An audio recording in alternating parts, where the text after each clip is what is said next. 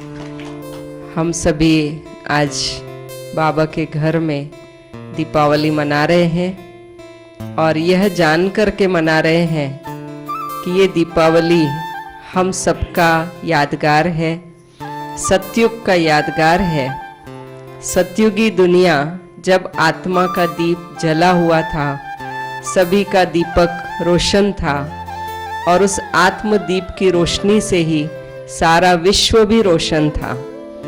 विश्व में किसी भी बुराई का अंधकार नहीं था।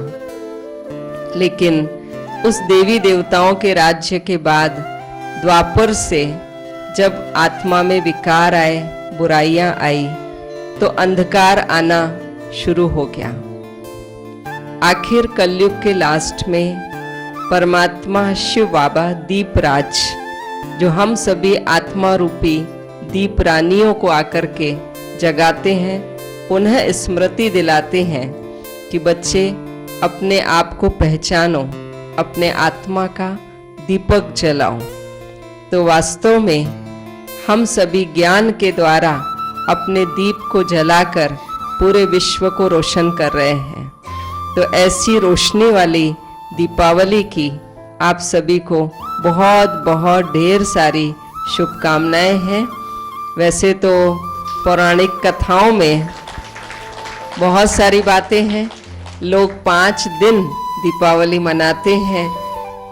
उसमें भी छोटी दिवाली मनाएंगे, बड़ी दिवाली मनाएंगे और धनतेरस मनाएंगे, गोवर्धन पूजा करेंगे, फिर भाई दूज करेंगे। ये सभी यादगार बने हुए हैं। धनतेरस जिस दिन विशेष नई चीज़ों की खरीदारी करते हैं और समझते हैं कि हमारे जीवन में वो खुशियाँ आएगी। तो हम कौन सी खरीदारी करें? परमात्मा ने जो ये जगह जगह ब्रह्मा कुमारी के सेंटर खोले हैं, इस सेंटर्स में जो ज्ञान, गुण और शक्तियाँ परमात्मा की मिलती है, उन गुणों को, उन शक्तियों को, उन ज्ञान को खरीद कर अर्थात अपने जीवन में लाकर अपने जीवन को धनतेरस बनाना है, अर्थात खुशियों से भरपूर बनाना है, आनंदित बनाना है। तो परमात्मा हमें सिखाते कि कभी भी अपने उमंग उत्साह को, अपने धनतेरस को, उमंग उत्साह धनतेरस, उसको कभी भी कम ना होने दें।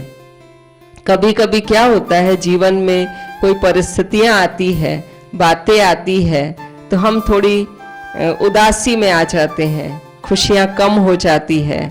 फिर लोग कहते हैं आज पता नहीं क्या हो गया है, मेरे जीवन को क्या हो गया है, क्यों ऐसा हो गया। पहले तो हम बहुत खुश रहते थे, पहले तो बहुत आनंदित रहते थे, लेकिन आजकल पता नहीं। तो भगवान कहता है जिसका पता नहीं है उसका पता करो इस ब्रह्मा कुमारी ईश्वरीय विश्वविद्यालय में आकर के, तो आप फिर से खुशियां प्राप्त कर सकते हैं। क्योंकि दुनिया वाले खुशी किसमें ढूंढते हैं? चंद घड़ियों की खुशियों में।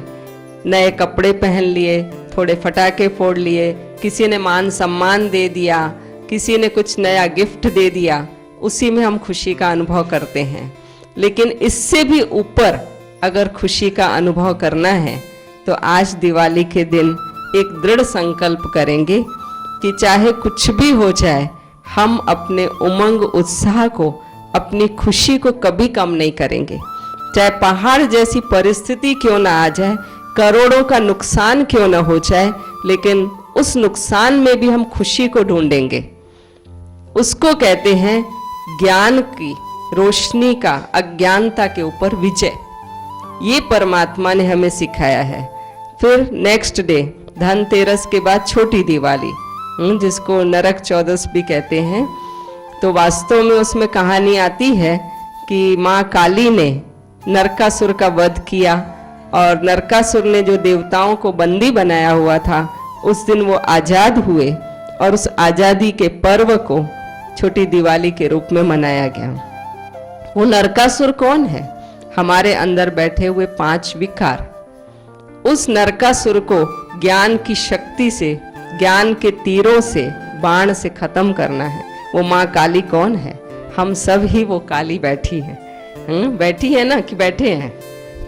बैठे हैं। माँ काली, अपने अंदर के विकारों को खत्म करना है। और फिर आती बड़ी दिवाली। बड़ी दिवाली में कहते राम उस दिन अयोध्या लौटे थे, तो सारी अयोध्या नगरी को दीपों से सजाया गया। वास्तव में अगर इस कहानी को हम गहराई से देखें तो 14 साल का जो वनवास है, वास्तव में वैसा कोई वनवास नहीं हुआ। लेकिन जब परमात्मा कलयुग के लास्ट में आते, संगम युग में, उस संगम युग में हम आत्माओं को कहते योगी बनो, पवित्र बनो। तो योग और पवित्रता की तपस्या जब हम शुरू करते हैं तो बहुत सारे चैलेंजेस हमारे जीवन में आते हैं। खुद के जीवन से, परिवार से, समाज से, दूसरों से कितनी विकट परिस्थितियां आती हैं। राम का भी दिखाया, जब जंगल गए तो कितने राक्षसों से उनको सामना करना पड़ा। लेकिन हम सब जानते हैं कि रावण पर विजयी होने के लिए राम ने पहले क्या किया? यज्ञ किया। और वो यज्ञ हर युद्ध के पहले विजयी होने के लिए जरूरी है। वो यज्ञ कौन सा है? ये वर्तमान में यज्ञ चल रहा है, जिस यज्ञ में हमें अपने विकारों की आहुति डालनी होती है, अपनी बुराइयों की आहुति डालनी होती है। राम ने भी मैंपन को खत्म किया था। जब रावण को निमंत्रण देने भेजा गया, तो जब पहला दूत गया निमंत्रण लेके, तो कहा, हे रावण, मेरे भगवान श्री राम ने आपको यज्ञ हेतु बुलाया है, पूजा के लिए बुलाया है। रावण ने कहा, तुम कह देना मैं नहीं आता। आके लक्ष्मण जी ने सूचना दी, कहा वो तो मना कर दिया। फिर दूसरे दूत को भेजा गया।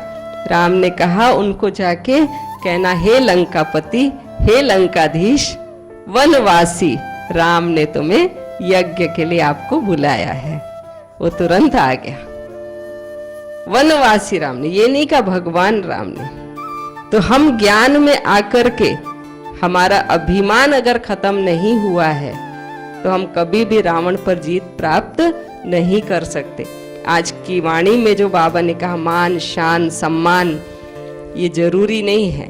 कोई मान दे न दे, कोई सम्मान दे न दे, लेकिन मैं भगवान का बच्चा हूं, ये बात जब पक्की हो जाती है तो हमारा यज्ञ सफल हो जाता है और जो बुराइयां हैं वो नष्ट हो जाती हैं। तो आज का दिवस जो है वो बुराई पर अच्छाई की विजय है। तो आज हम सभी संकल्प लेंगे। कौन सा संकल्प? कि हमारी दृष्टि से हम कभी किसी की बुराई को नहीं देखेंगे। ले सकते हैं संकल्प? कबीरदास जी का वो दोहा याद आता है, बुरा जो देखन मैं चला, बुरा न मिलिया कोई, जा दिल खोजो आपनो, मुझसे बुरा न कोई। सच में अगर हम अपने को चेंज कर लेना, वही दिन हमारा दिवाली का है, वही दिन हमारा सतयुग है, वही हमारे आत्मा के दीप जलने का दिन है। तो हम दूसरों को न देख करके अपने लिए संकल्प करें, मुझे बदलना है, स्व परिवर्तन करना है, तभी सच्ची दिवाली होगी, तभी सच्चा विश्व परिवर्तन होगा।